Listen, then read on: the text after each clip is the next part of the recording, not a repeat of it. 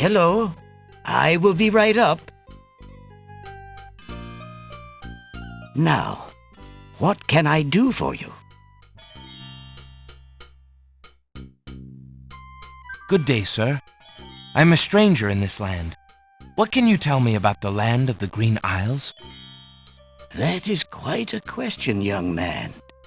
Who are you, and what would you have me tell you? My name is Alexander. I know I'm on the Isle of the Crown, but I'd like to know whatever you can tell me about this island, and if there are other islands nearby. You are indeed a stranger. Anxious is the man who knows not the customs of the land beneath his feet. This island is called the Isle of the Crown because the royal family's castle is here. Besides the castle, we also have this village and the docks over to the west. There are at least 3 other islands: the Isle of the Sacred Mountain, the Isle of the Beast, and the Isle of Wonder. At least 3? Does no one know for certain? This is no ordinary land, Alexander. The land of the Green Isles has always been a place of vague boundaries, as if islands come and go. Legend speaks of a 4th island, an isle shrouded in mists. I myself have never seen it.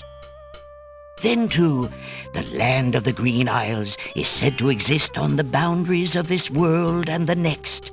Even darker places are reputed to be closer here than anywhere else in the world. That's quite a claim. Claim, yes, but probably just local superstition. We who live here on the Isle of the Crown, at least, sleep well enough at night. Those first 3 islands you mentioned, how might I learn more about them? Ideally, a young man seeking such knowledge would travel to their shores and learn about them firsthand. Meeting the leaders of each place would be helpful, naturally. Unfortunately, the ferry no longer runs between the islands. There has been much political unrest, and it has been too dangerous to travel for years.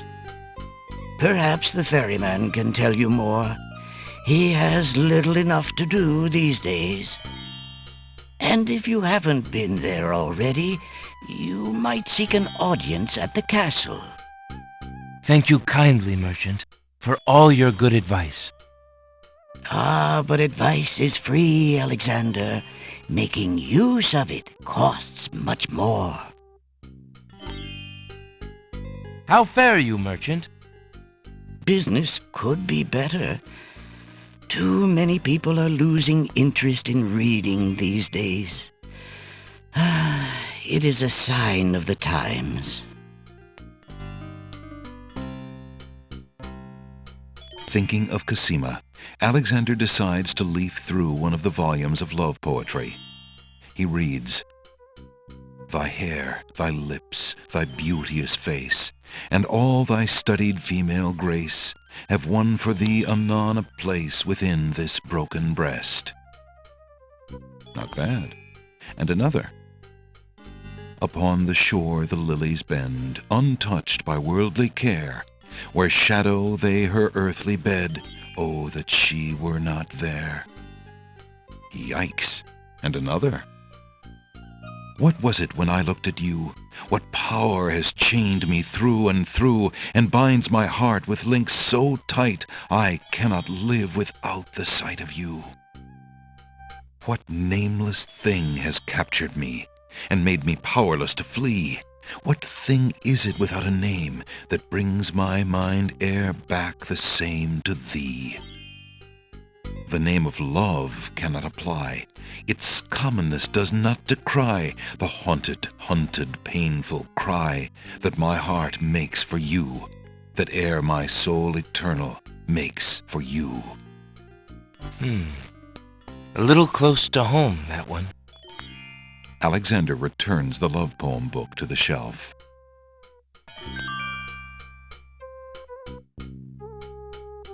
Alexander is not interested in those self-help books.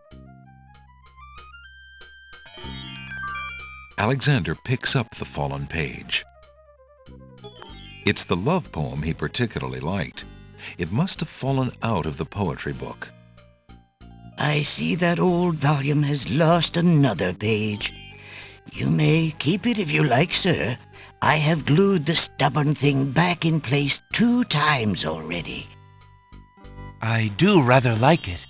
Thank you, merchant. How much for that book on the counter, merchant? It is a fine book, is it not?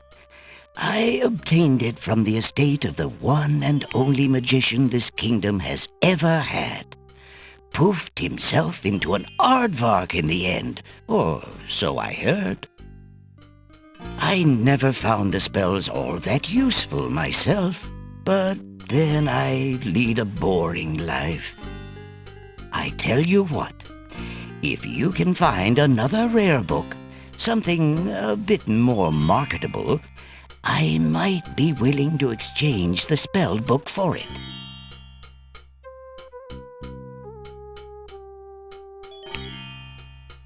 Alexander picks up the book from the small table. Oh, yes, please, take that book. You have my most humble thanks for doing so, good sir. Really? Thanks.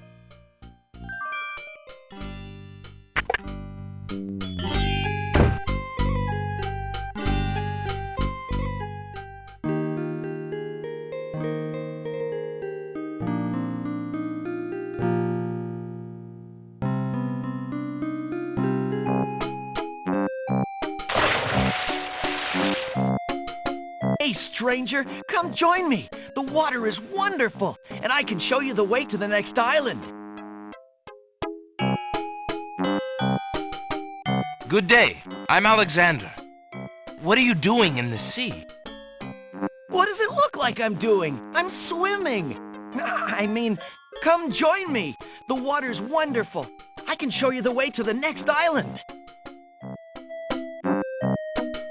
A young boy is happily swimming in the sea off the docks. Come on, jump in. A little water won't hurt you.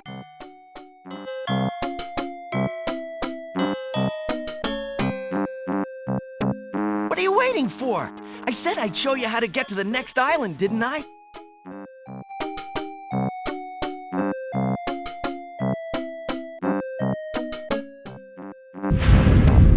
That's strange. The young boy in the water just disappeared. Oh well, perhaps he just dove under the water.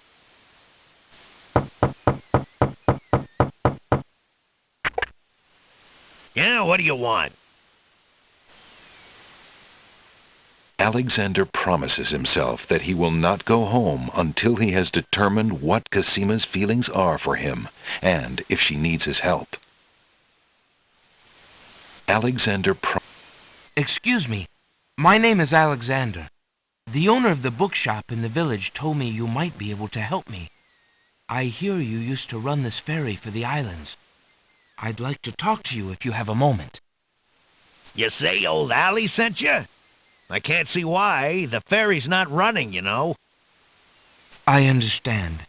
I'd just like to talk to you about the islands if you don't mind. Well, I guess it'd be all right if Allie sent you. Well, don't just stand there. Come on inside.